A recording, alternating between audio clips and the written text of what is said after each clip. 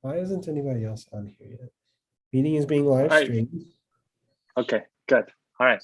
Let me send you the link so that you can post it to the website.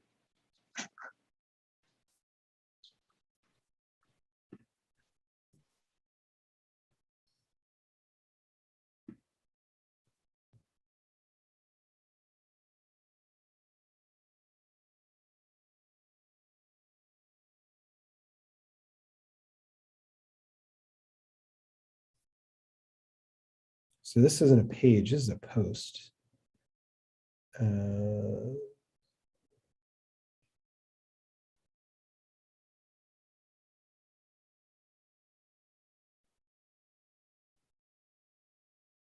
Is this Suarez? Yes. So it's Okay. You can hear me? Okay. I'm going to email our speaker and make sure that she has the link okay. because she's not on yet. So Okay. I might give me a second. This is right. Two students. We were like messaging each other at 3:00 in the morning, like, hey, can you please check this email? Friday, save the grade. So Friday night, like I guess that was like August 6th. Well, August I'm already there. It was graduation night. I was graduating, so I was at graduation and I went out with my family. And I got like 15 emails that night while I'm at dinner, being like, oh, I need this assignment reopened, I need this assignment reopened. And I just had to keep screenshotting them and texting her. I'd be like, because she would sometimes get CC'd, but they wouldn't always CC her. And I was like, They tried to be funny and like specific. oh, yeah, two different answers. I'm gonna make them PA, and I said, I'm just gonna stop you right there. And Literally try it. So there are 3 people here. And tattletailing is something you really, this is great. And you're like, oh, okay. Who was it? Well, that's good. But I was I like, have one. Yes. please give me that. But also it's on Monday, so that's another reason why I was talking to Tim. I was like, Oh, yeah. And so this is like the only slot that's available for like. Or they're like, I can't figure out where to So I'm gonna just toss that day. Here's like this. Because I didn't know how to do it. I know. I think he was talking about. I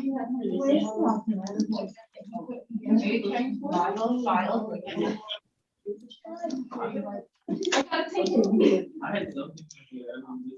And we had like, Yeah, right now it's just the 3 of us still. Okay. Okay.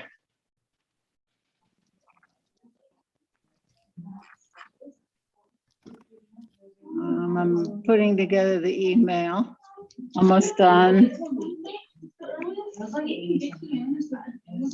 And it's like, why is it not like all of our other faculty members too? I don't know. And you're right. Seem like we're missing a lot of people. Normally we would have a bunch of people on Zoom by now because it's 4 minutes to colloquium. So I don't know what's going on. Pat? What should I do? Anyone have any suggestions? Dane's coming on. There's other people coming in now. Okay, that makes me feel better.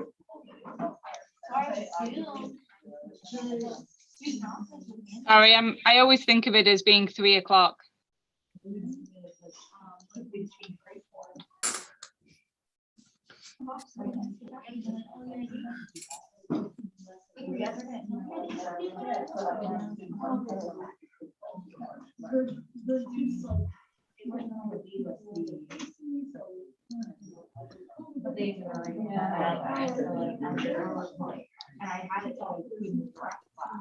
Hi. Hi. Hold on a second. Is this Cecilia Cece? I'm trying to see where our speaker is. It says it's streaming on YouTube. Right. Yeah. It's all good there. All good. Social We media. don't, we don't have a speaker here yet. Oh, I see. Okay. I've emailed her. I sent a reminder on Tuesday with a link.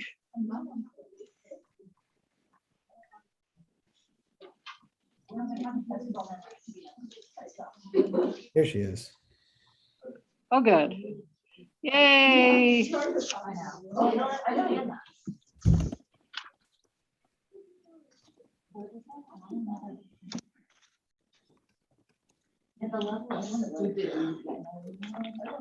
We have a choice next week. Do you want to have a live speaker or have them be on Zoom?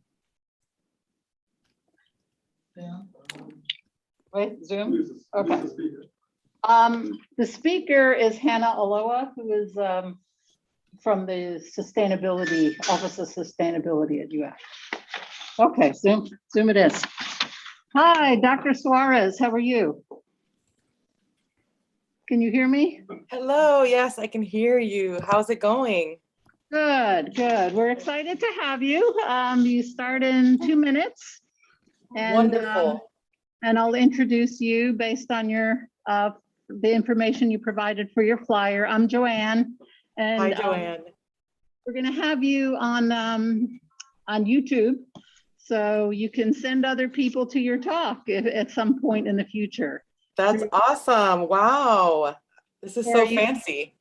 Yeah. So we have 2 people who are helping with our social media, and they will put you so that you can share the screen, give you powers that you can share the screen. Sounds great. Okay. So you should already be a co-host. Okay. Are you a co-host? Let me check. Let's see. You are. Yes, I am. Okay, wonderful.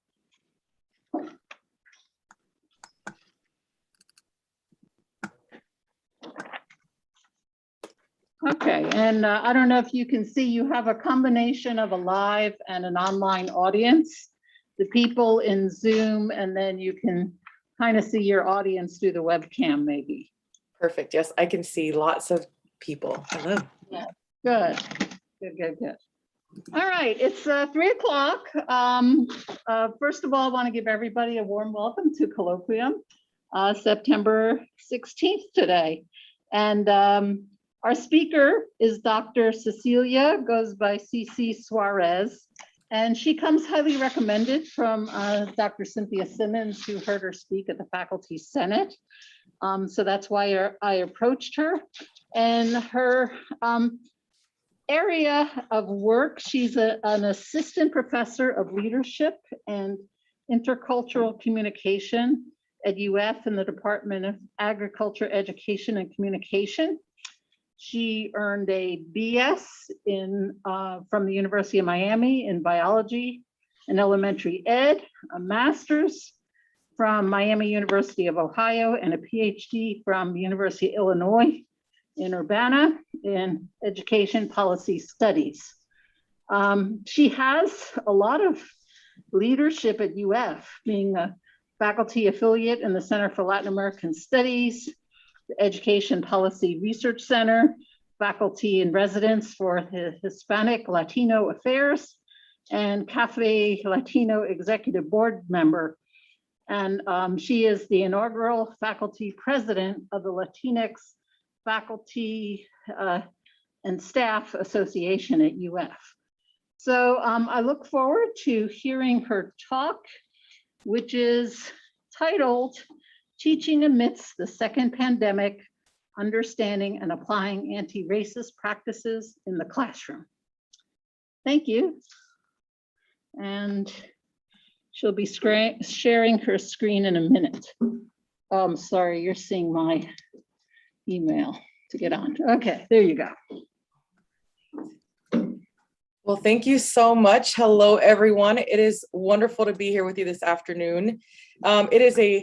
Selfishly, I'm thankful that I get to connect and engage with you all. I've been all this morning working on revising and resubmitting an article. So it's nice to connect with people and to sort of get out of the writing mentality just for a brief moment.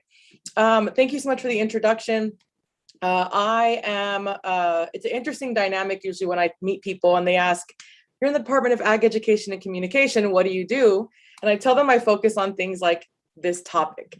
And so I'm very thankful to be able to connect with you all and appreciate just a brief moment of today to talk a little bit about applying anti-racist practices to the classroom, but also just helping us reframe how we are approaching this understanding of quote unquote returning back to normal, especially now that we've acknowledged that we are back on campus full force. Some of us are probably teaching packed courses or doing a hybrid high flex model for some cases. So really just thinking about how do we identify and sort of reframe what is working well, but what hasn't worked well in the past, that we could take this opportunity to increase support, not only for our students, but hopefully for ourselves and our colleagues.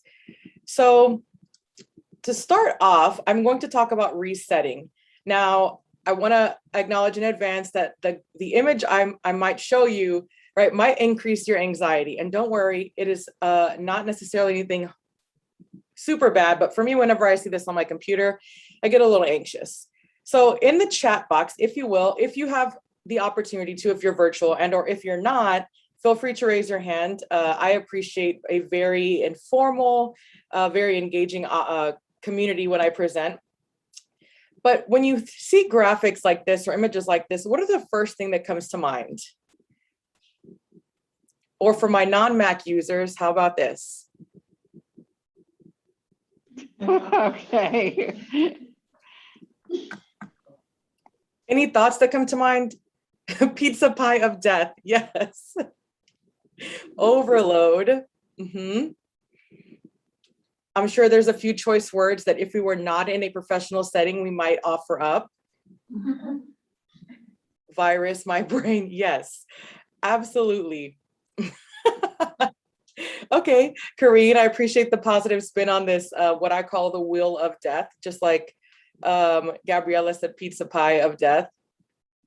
So when we think about these things, oftentimes, usually, especially with me, and I'm a Mac user, so this wheel really freaks me out, right? There's no other way to put it than it freaks me out because I'm probably working on something that's really important. Like I said, I was working on an article earlier before I popped into this wonderful meeting.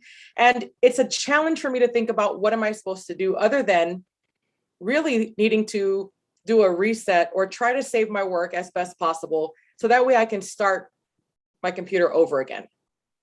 Now, we do this because we acknowledge that something in the system of our computer, usually a tool that we use daily, not only for our personal or professional work, but also to communicate with our students and colleagues, something's not right, right? We take the time to identify, well, if something's not working well, or we're getting this wheel or this Windows error window, we have to look for support. Either we can do it ourselves or we call IT. I know that IT probably is annoyed with me because anytime I get something like this, I always call to reach out for help.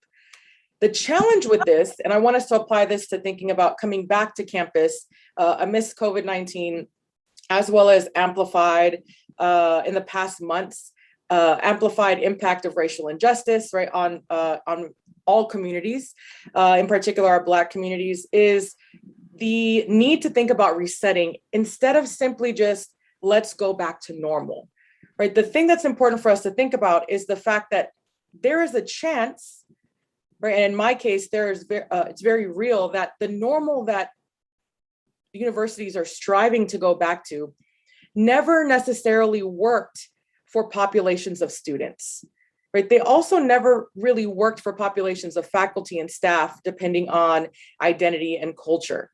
So this new normal, some students are really excited about. I have to tell you, there is a large group of students that I work with already who are so excited to go to the game this weekend. They are excited to be in person in courses. However, there is a group of students that I work with that were afraid to return back to the same thing that they actually felt relief from.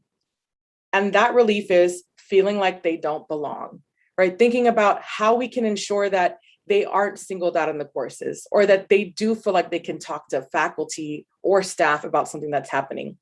And so I want to offer this up. This is a quote by Dr. Gloria Ladson-Billings. She coined the concept of culturally relevant teaching and pedagogy.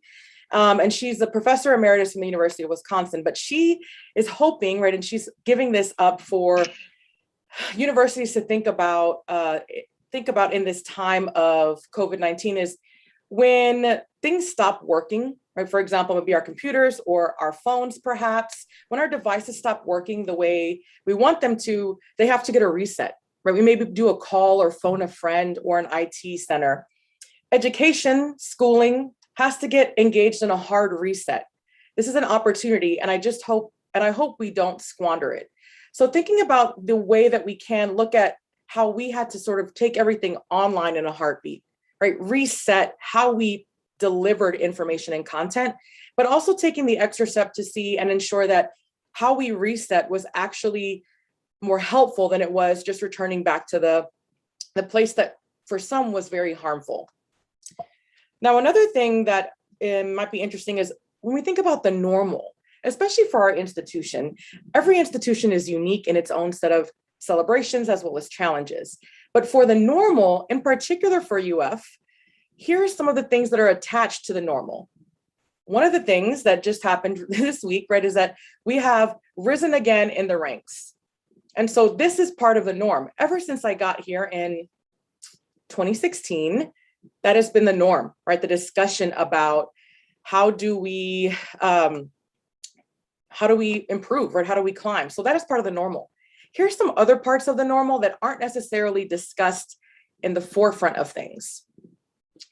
The number of marginalized student enrollment. In particular, since I've gotten here in 2016, and I know this wasn't just since I've gotten here, the number of Black student enrollment at the University of Florida has diminished. Every year, there is a smaller and smaller number, right? This is unfortunately part of the quote unquote norm. So again, returning back to the norm for us is actually returning back to someplace that is harmful because we have not been doing well. We've actually been going in the opposite direction of top 5. When we think about student of color enrollment, in particular, our Black student population, there's low numbers of faculty of color across campus and within departments. Now, this is something that I know the university and President Fox has really tried to make a commitment to focusing on. However, if we still look at the university numbers, although we might be able to hire faculty of color, they are only with us, unfortunately, for a few years. And so thinking about what this also means is very important. There was a climate survey done in 2016 as well. The content was not released until last year. So unfortunately, the information had already sort of aged out, if you will, when we think about data collection. But that was the only climate survey done. And in that survey, there was a large number of faculty and staff of color who talked about very challenging experiences on campus. And the last one is just, again, speaking to the climate survey, is the overall experience of faculty and staff and students of color on campus. All right, I know I've shown you the wheel or pizza pie of death, as well as the very challenging pop-up screen. So my apologies for keeping that on there for a very long time. I want to transition to, I said a term a little bit earlier called culturally relevant. So when we think about the norms that our institution has created, and again, this is not specific to University of Florida, maybe some of the student enrollment could be, but the other things are unfortunately very common in higher education, right? Feeling faculty, staff, and students of color not feeling like they are fully connected or supported, that's unfortunately common and embedded within higher education. So when we think about how do we support and create a new welcoming, right, a new normal, a healthier normal, if you will, one of the ways that I'm offering to do that is by being culturally relevant. And for some of us, if we're thinking, well, what does that even mean? I'm glad that you asked. So being culturally relevant, this is what Dr. Ladson-Billings has talked about in culturally relevant practices, and said, culturally relevant practice empowers students to maintain cultural integrity while succeeding academically. Now, to take this a little bit further, it enables students to relate workshop content or course content to their cultural context. So this means that what we are learning and are teaching our students in the classes, they can actually see themselves applying it into their daily lives. Now, I have to admit, sometimes this is a very challenging thing to do because our students are potentially programmed to memorize something and simply regurgitate it, right, without that application piece. However, this cultural relevant piece is extremely important because it helps all of our students, regardless of culture, see themselves in the content. And we'll talk a little bit later about what students could currently be seeing if we are not necessarily aware of how to apply anti-racist practices to our courses. And cultural relevancy at the heart of it is asking us not to have students alter themselves or pretend to be something that they're not to get the curriculum, but we're actually altering curriculum so that students can see themselves in the content. And I'd like to lead us into the next slide with this quote, that we are more likely to see the world through our own eyes and assume that others see the world in the exact same way we do.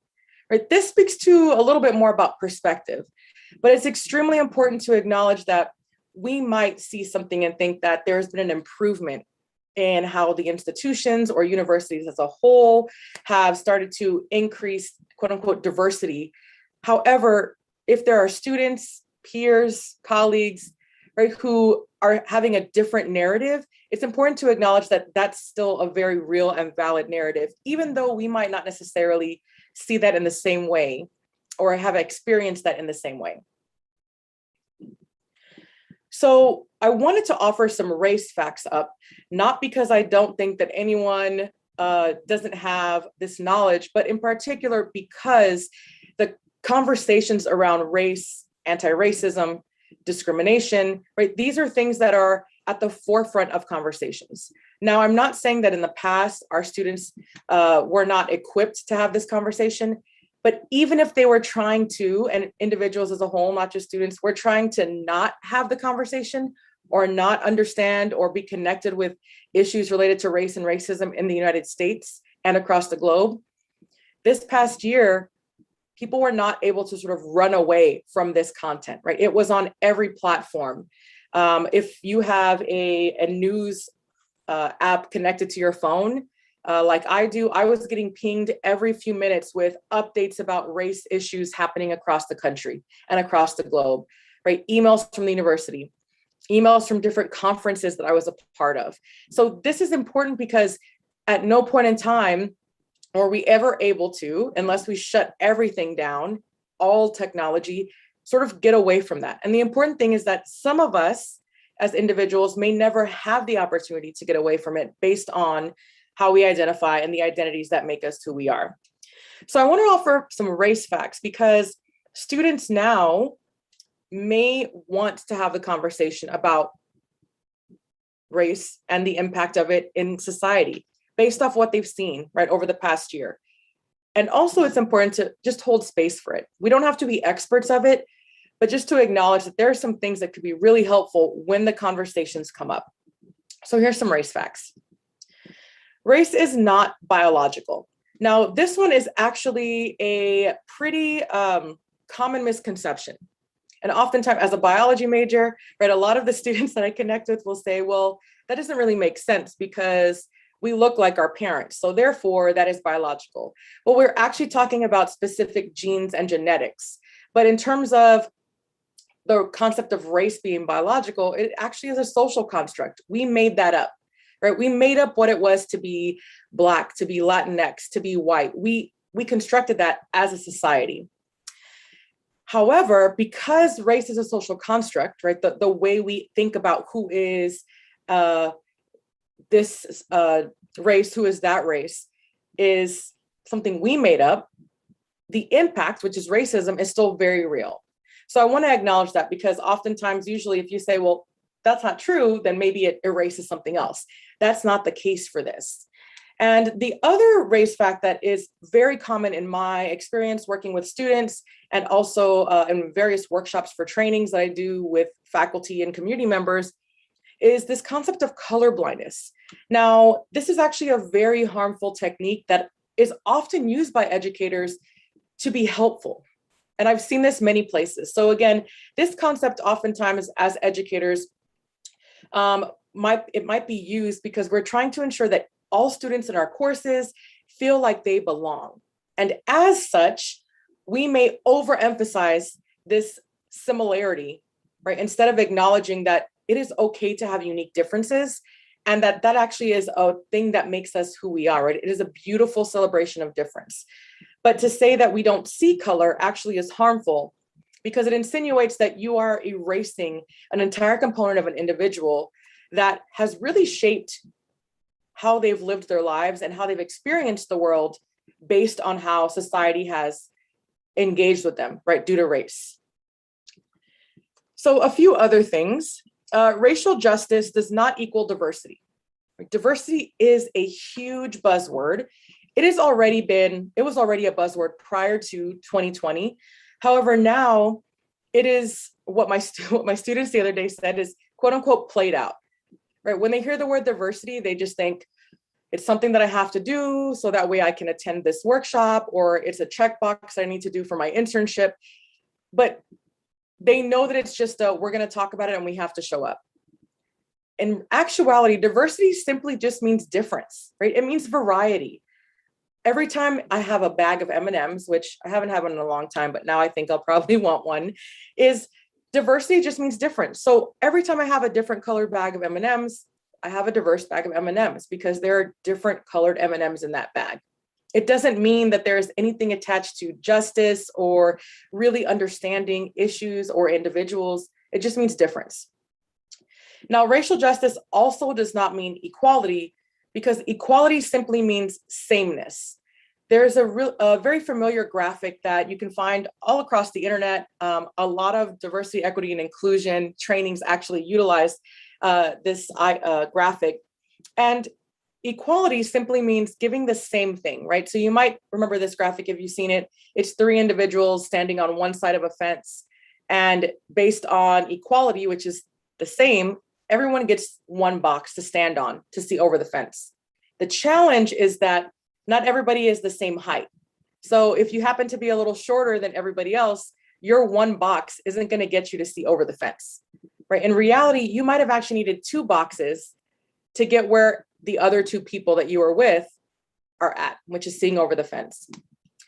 Here's what racial justice is. Racial justice is equity. And equity is simply saying, it's not a simple term, but to put it simply is you are asking people what they need to be successful. Rather than with equality, we are simply assuming that everybody needs the exact same thing to be successful. The example I give all the time is if we were all signing up for a 5K as university faculty and communities and a community, and I said, you know what, I'm going to buy, because I'm so nice, I'm going to buy everybody a brand new pair of walking shoes because I want to make sure everybody has the proper footwear to successfully finish this 5K. I brought everybody the size that I wear, which is the 8 women's. Now, if I went ahead and gave everybody a size 8 women's shoe, technically that would be equality because everybody got the exact same thing, right? Was I being unfair to anyone?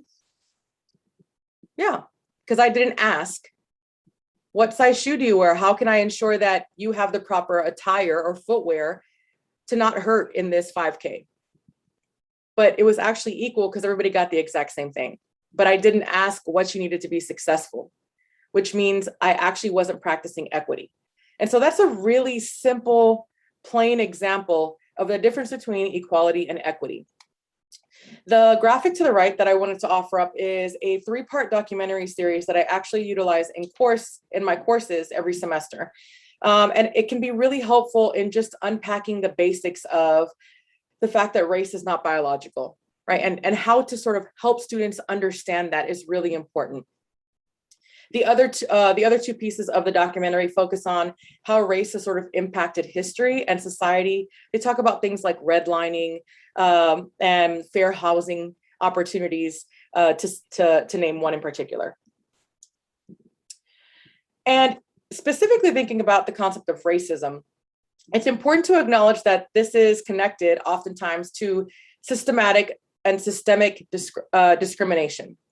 Now, this is a hot topic and sort of a hot topic that is being challenged not to discuss in various states. But in particular, if we think about how do we see this on a daily basis, it's important to acknowledge that there are times when we might not see something happening on the surface, but similar to a glacier, right? We can only see the top part of it, but underneath is usually the larger space, right? Or the larger surface of an iceberg. All right, so I want to transition, being mindful of time, I want to transition to what does it mean to be an anti-racist? Now, this is not a new term. However, it definitely gained in popularity, right, and use in 2020. Dr. Ibram Kendi used to be a faculty member here at the university, and he has since moved on and continued to do many, many powerful works. In particular, the graphic to the right is one of his newest books that came out in 2020, How to Be an Anti-Racist. The first thing that's important for us to acknowledge is that simply saying I am not a racist does not equate being anti-racist. And here's why. So an anti-racist is actually someone who actively pushes against racism, either through policy or through their actions. So it is an active process, right? To simply say, I'm not racist without actually doing anything does not equal anti-racism or anti-racist practices. So this is important because oftentimes when there are conversations I have, again, with many wonderful educators who are well-meaning, right? Who are well-intentioned, whose hearts and commitment to education and educating our students are in the perfect spot. These practices of saying, well, I don't see color because I want all my students to feel connected, that's challenging, right? And when a educator may say, well, I'm not racist because I don't see color, you are simply saying something, but not necessarily doing something to push against a racist tactic or technique. So this is important for us to consider as we move into the conversation of, okay, now that we've sort of had a mini theory lecture, how do we apply this to our daily practices in the classroom? So we must think about this in terms of actively working against racist structures, also thinking about unlearning, right? There's so much programming that I have experienced through socialization from the time I was, even before I was born, right, up until now. And thinking about unlearning has really been something that has helped me continue in this fight, right? Continue in this very challenging space. And as a critical race theorist and race scholar, I'm always unlearning, right? This is something that I embrace because it's important for me to ensure that I'm always wanting to do better for myself so that way I can help others who may be experiencing very challenging spaces and not necessarily know how to voice it or how to even name it. And the last thing is, of course, sacrifice, right? As educators, there's many sacrifices that I'm sure we can think about or name in particular because this is a giving profession, right? We are student-centered, right? We are student-facing. And so thinking about this also just goes along with what we do, but also how we think about unlearning or maybe putting our time and effort into relearning some of the things we thought were correct. So applying this to classrooms, here are some starting points, right? This is not an exhaustive opportunity or an exhaustive list to say the least, but this is one opportunity to think about. So I offer up this course inventory, and starting here can be helpful. If you think about the authors of literature that you are assigning in your courses, who are the authors, right? Are they all specifically from one culture or race or gender? If that is the case, when you think about the readings that you offer up, ask yourself, why is that? And how you can offer up new literature pieces, right? That provide opportunities for students to understand that this learning does not just come from the same type of person, right? It does not come just from all men. It does not just come from an entirely group of white individuals who are seen as quote unquote hallmark scholars, right, in your area of expertise. If people are thinking, well, how do I even know what scholars identify, how scholars identify, especially if this is not in my wheelhouse yet? We actually have some amazing librarians at the University of Florida who are specifically focused on increasing diversity, equity, and inclusion within literature. Tawana Hodges is actually one of them. She is phenomenal. So if you are ever thinking to yourself, well, I am assigning these readings because they are considered hallmark in my profession, or the go-to pieces in my profession, not saying that is wrong, but that could be sending a signal to a group of students that the only type of individual who can be teaching this, or who is an expert at this, happens to be all one population of individuals. Same with theorists. Also thinking about videos. If you show videos in your courses and it happens to have individuals in it and speakers, are they all the same type of speakers? Do they all look the same? And if that's the case, we need to ask the question of what could that be conveying to students without us even realizing that? Also thinking about guest speakers. Oftentimes in my courses, my students get caught off guard just a little bit when I ask a few of them to serve on a panel. And they're thinking, well, what do I have to offer? I'm just a student. That's challenging for me to hear, because I want students or anyone at any level to understand that what they have to offer is important. Right? What they have to offer is knowledgeable. And even though they might not be a quote unquote expert of the topic that we're studying or that I'm teaching, they still are the expert of their own experience, right? And bringing that to the table is really important. Overall course material, right? Just look at your course material overall. Are there opportunities for you to offer up a unique perspective, or perhaps one that students haven't heard before, or that will make them think, because now they're sort of muddling over the beliefs that they brought in about a topic or situation. And the last thing is centering Black voices. Now, sometimes individuals get a little caught off guard by this. This is important because oftentimes in specific works in literature, within my field in particular, in my fields, oftentimes individuals utilize what has already been written by Black scholars to jump off and create a new wonderful piece. Here's the catch. Those Black authors were never cited in this new work.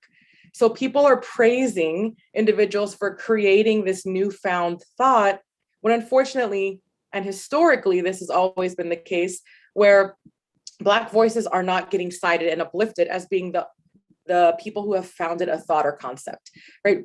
Things like this can be seen in the 2020 bestseller, White Fragility by Robin DiAngelo.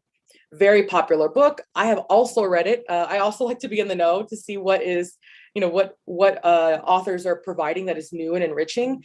And the concepts that are provided can be found in books that have been written by Eduardo Bonilla Silva, right, who is a Afro-Latinx scholar, or Kimberly Crenshaw, who coined the concept of intersectionality. But thinking about these, it's important to acknowledge that this wasn't the first piece of work. However, because it was seen as new and thriving and written for a specific population by a person who identified as white, creates some challenges. The other thing I want to offer up is that saying nothing is still saying something. Now, this is something that I have to be mindful of every single time that I hold class. That saying nothing is still saying something. For me, this shows up when I teach intercultural communication. I teach global leadership, right? And I'm asking students to think about their identities or things that they currently believe, and how to sit and have dialogue with people who may not hold the same views. In particular, usually the person that they are connecting with holds a very opposing view. But how do we encourage that successfully and in a healthy way? Oftentimes, it happens every semester, a student will say something, or students will say something that's actually very harmful, or that has racist terminology in it.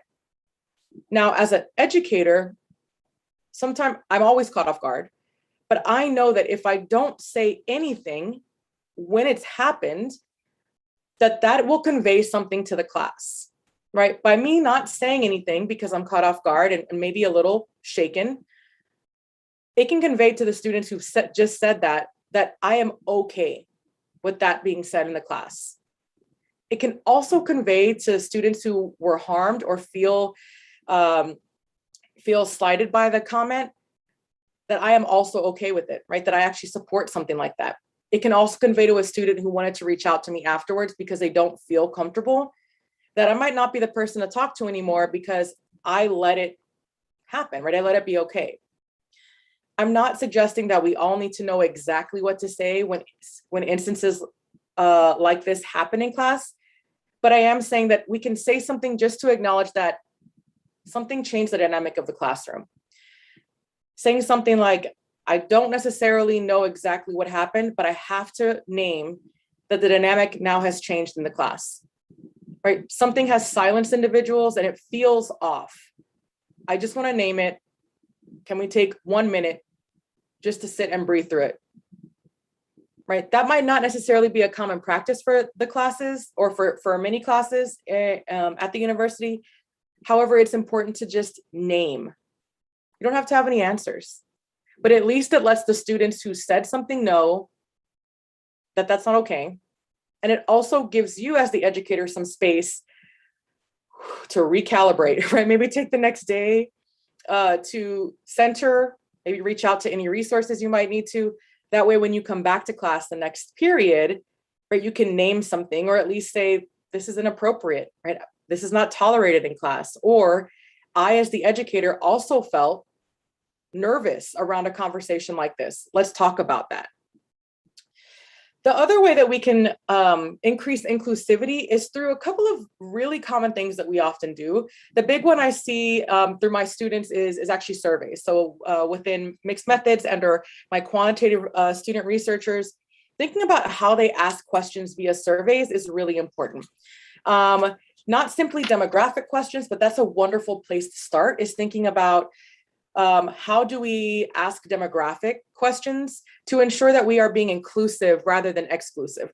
Now, here I have an opportunity for someone to identify as both African-American or Black and Latinx, right? So the options of being able to say Afro-Latinx is really important.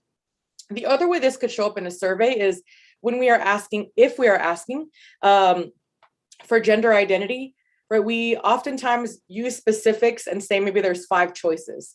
However, the 6th choice usually is other, right? This word other. Now, while I have to acknowledge there are some specific survey tools that we can't change because maybe it's attached to a grant that it gives us the specific surveys, the ones that we can change, I'd like to offer up the option of us saying, instead of saying other, we can have the option of saying, I'd like to provide my own, and then have a open text box connected to that allows that individual to self-identify whichever way they wanted to, instead of unfortunately having to click this very odd box that's called other. And for those of us who may have many a times in our life had to click the box other, it comes to a point where we are just overwhelmed with the fact that we are always that one that has to click the other box, right? It might just be a word to some individuals, but the fact that that is the label that we always fall into can be very harmful emotionally and mentally as the years go on, right? Because it's not just for surveys, but it can be for, it's not just for academic surveys, right? The census does it. When we fill out job applications, they do that as well. So thinking about this is important. And again, I talked about readings, teaching materials, and the last thing is just various modes that meet participants' needs. Now, I think this is something that we might be thinking about a little bit more, particular with for anyone who's doing a high flex option. But even offering the opportunity for small group and large group conversations can really ensure that students maybe feel a little more comfortable doing small group discussions instead of voicing an opinion, right, or a concern in a larger group, which sometimes is a lot more challenging than if you have a group of 3, or maybe you're doing what people call like a peer share in a class. And I want to leave this slide with the quote from Dr. Kendi that says, like fighting an addiction, being an anti-racist requires persistent self-awareness, constant self-criticism, and regular self-examination, which is where the piece of sacrifice comes in, right? Because we are using time, we are challenging ourselves to constantly examine who we are and how we can not only better ourselves for ourselves, but how we can ensure that we are conveying what we want to convey to our students. And I'm gonna leave with this before we open it up for conversation, is the important things to remember. And I want to leave with this thought that inclusion is not simply about physical proximity. It's about intentionally planning for the success of all students. And so thinking about this, there's been many times, and now it's amplified, where people are thinking about how do we ensure that we hire and or admit students of color, right? Marginalized student populations. How do we do that? And while this is definitely part of the answer, it is not the answer. Right? Just because we see difference does not mean that we are actually doing anything to be inclusive and just. So with that in mind, I want to say thank you so much for letting me be part of your afternoon. And I'm going to open it up for any conversation that we might want to have together as a community for this afternoon. Thank you so much.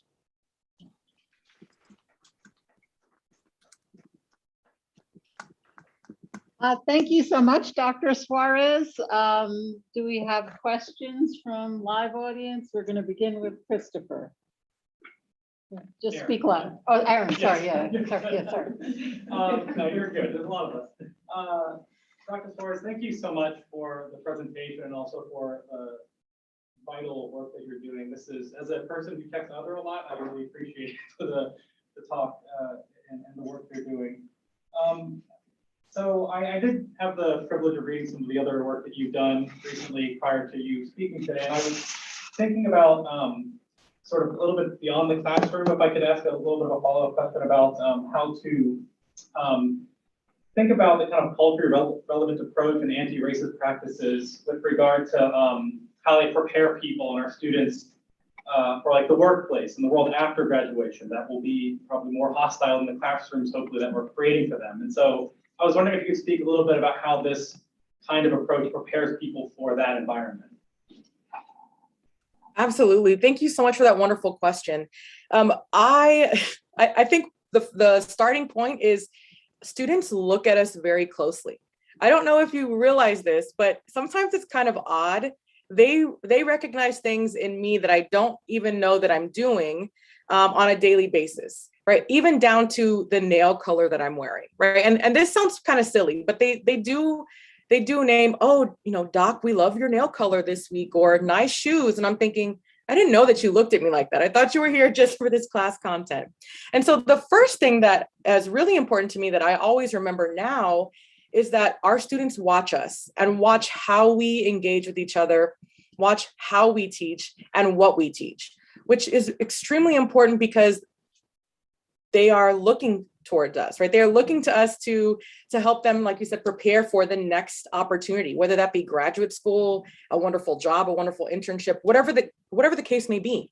And so I think that reminding ourselves of that is important because they are watching us and watching how we engage, what we care about, and how we approach situations that are really challenging, right? And this is not necessarily about us pushing a perspective on a student. That is not my role and or goal ever. But being mindful of how we approach challenging conversations can really help students prepare for leading a challenging conversation in the next space that they're in. The other thing that is really important is, I never thought that I would be doing so much identity development work as a faculty member as I currently do, which is actually a beautiful opportunity for me. Oftentimes when the students hit my courses and enter my classrooms, the simple question of who are you and what has shaped who you are today? Well, it's not a simple question. Let me take that back. But that question sort of puts pause on a lot of students because they haven't necessarily had that time to think about, okay, who am I and why does that matter for me learning about leadership development? Some students, in fact, in the qualitative response that I put together, will say, I don't understand why this is important to learning about leadership. Right? I think that that is a very telling response to how we think about what our students understand about doing well and being the best they can at whatever they decide to choose, right? Whether that be, in any field. So thinking about how can potentially we incorporate small snippets of reminding students that it's important for them to think about who they are, right? It's important to know that when they enter a space, right, who they are is going to impact that space. Not a positive, not a negative, but an impact. And that is that's not a simple place to start, but I think that's a good starting point, because when they leave the university and go into whatever they choose to go into, hopefully they'll carry that acknowledgement of their identities and how important they are and see that in other people. I think a lot of times students will say, well, of course, this makes sense that we would talk about it in a leadership development course, perhaps, but how does that necessarily fit if we are in another department or in a quote unquote heavy science course? How does that help, or how does that fit? That's a challenge for the faculty member, right? But thinking about how the simple practice of maybe putting a 2-minute or 3-minute warm-up activity for that student, and then helping the student understand that they still need to think about identity and who they are, no matter what the course or topic, can really help that student as they prepare for their bigger and better endeavors when they leave us. It's definitely not a direct answer to your question, but I hope it was a good starting point. Thank you. Yeah, go ahead. Another question. Yeah, you. Oh, sorry. Haley. Hi, Dr. Suarez. I really enjoyed your talk. Thank you so much. So with the virtual environment and with the pandemic and everything and classes being online, I feel like it might be hard to pick up on certain students feeling excluded, and when cameras are off and people are on mute, certain students might find it hard to feel included and participate. So how do you think like teachers can continue to pick up on those feelings of exclusion and encourage participation from everyone? Yeah, thank you so much. A very, very important question. Now, when I was teaching fully online last year, that was a huge concern of mine, in particular because of the topics that we talk about. We talk about race, racism, right? Gender equity. We talk about all of these things, and it can be easy for students to feel like, one, that they don't belong in the conversation, or that they will be the only one representing their perspective. So that can be additionally challenging. One of the techniques that I think could be really helpful is just constantly reminding students that this is their space, right? That they are welcome in this space is a great starting point. I also have really started to utilize small group check-ins. So I know that some courses do not allow for small groups if there's not team projects or things like that. But in those team projects, I was able to sort of set up when their group meets, I would do a quick 5-minute pop in just to see how everyone is doing. And that allowed me also to see students visually, because usually in the large groups, similar to this, no one really had their camera on, right? It wasn't a requirement for me, because it was important for me to acknowledge that a lot of my students may be back at home, may have their siblings in the background, or maybe sharing space with, a family member. But the small space allowed me to engage just a little bit more. The other thing too is that in my syllabi, I actually acknowledge the need for understanding, right? The need for compassion.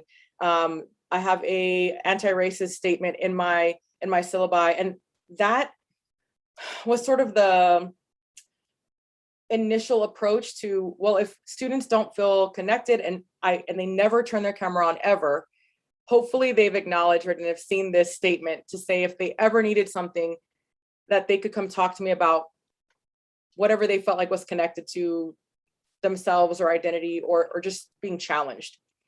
The other language I use that could be really helpful is I'm always talking about, if you need anything, please email me, right? And I would say anything is if you're looking for a resource on campus, or if you happen to need an extension because you are working multiple jobs, especially during the pandemic. That was a common thing for the students in my courses. They worked 2 or 3 jobs. And I kept saying it. And my TA was like, well, you say it every single class. It was sort of a joke between me and them that I would just sound like a broken record. But I said it so that way students would hopefully eventually, when I said it enough, believe me that they could reach out. So that was really helpful. I think that the virtual piece that I offered also was the chat box. So initially, no one was saying anything on the chat, right? The cameras were off. I couldn't really tell who was listening or who was there. But I would call it like, let's light up, quote unquote, light up the chat box. And I would say, you know, give me 2 words. How are you feeling today? Check in. And they would do that. And then I would say, you know what, let's light up the chat box for a quick minute on this concept. Give me a 1 word that relates to this. And so the chat started actually being a really thriving space. And then eventually some students would turn their camera on and off.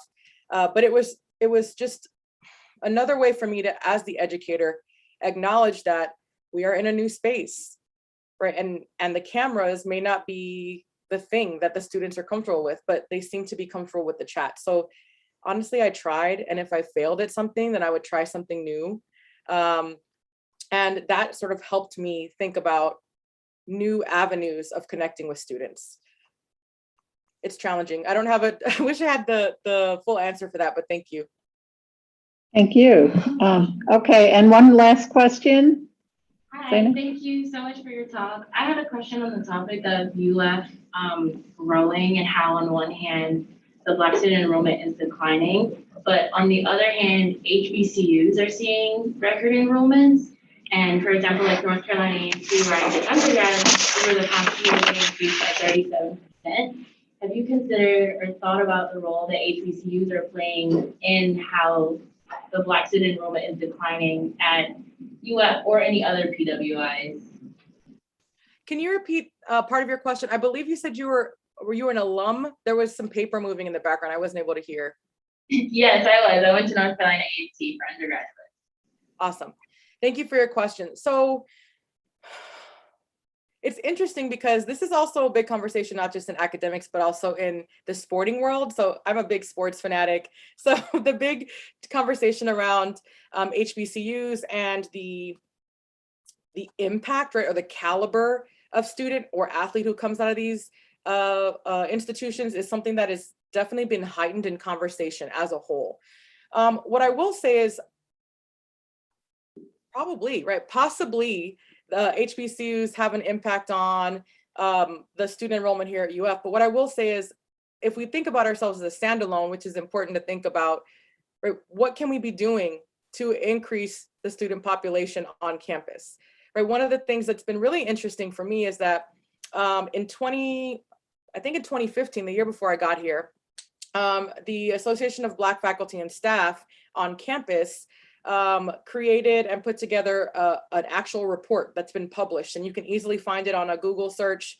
And even though the data is, according to depending on the researcher, right, it's been outdated, the very same thing is continuing to happen, right? So it hasn't just been now that our numbers have continued to decrease, it has been happening. And one of the things that's been really telling and insightful is having conversations with students on campus, and this concept of not being able to visibly see somebody who looks like you when you walk across campus is a shocker to students, right? Even students who have already enrolled and who are here, the big thing is it takes me about 15 minutes to see somebody who looks like me on campus. I think the smallest number I've gotten is 10 minutes. And then the follow-up is, what is that about? How does that impact you? And they're like, well, sometimes I feel like I'm the only one, right? Or that I'm filling a spot for the school to feel like they're good about, that they're good at quote unquote diversity. And that's a challenging place to be in, right? As an undergraduate student or at any level, to feel like you are filling a spot. And some of the things that we have to be mindful of are not just how we are recruiting or how we're getting our information out there, but are there specific barriers in our processes that are impacting how students can gain access? One of the things that it's not new, and a lot of wonderful authors have critiqued and really tried to unpack this is as institutions rise in rank, but also as institutions rise in prestige, right? The impact of the number of students of color and or marginalized student populations often dwindles or is diminished because there's additional challenges and barriers that are placed upon this population to actually enter and be accepted into specific institutions. So while I don't think that HBCUs or even Hispanic serving institutions, right, or our wonderful other institutions who focus on and support a specific identity on campus are sort of quote unquote taking away. I don't think that's the thing. I think that they are thriving. Some are thriving and increasing in enrollment because this has now become something that people are talking about and is on the radar a bit more, right? If we're acknowledging that even something as simple, which is actually not very simple at all, of when I walk on campus, I don't see anybody who looks like me. That impacts somebody's daily life, right? That impacts somebody's mental, emotional, even physical ability to want to come onto campus, right? To want to engage in a classroom setting and to not feel like they're the only ones. So yeah, I think I'll pause there because I know I'm over time, but I really appreciate your questions. I think that question is really insightful and is really telling about where we're at and how we approach and support the goals and mission that we say we have, right, about increasing diversity, equity, and inclusion on campus. If we are mindful of the actions that are actually harming populations that are dwindling every time that we consider enrollment. Hey, thank you very much, Dr. Suarez. You've given us a lot to think about. We appreciate your time and your insight. Thank you. Hopefully I'll see you on campus somewhere around or maybe in another virtual space, but thank you for having me. Have a good rest of the week. Okay, I appreciate it. Bye-bye. Bye.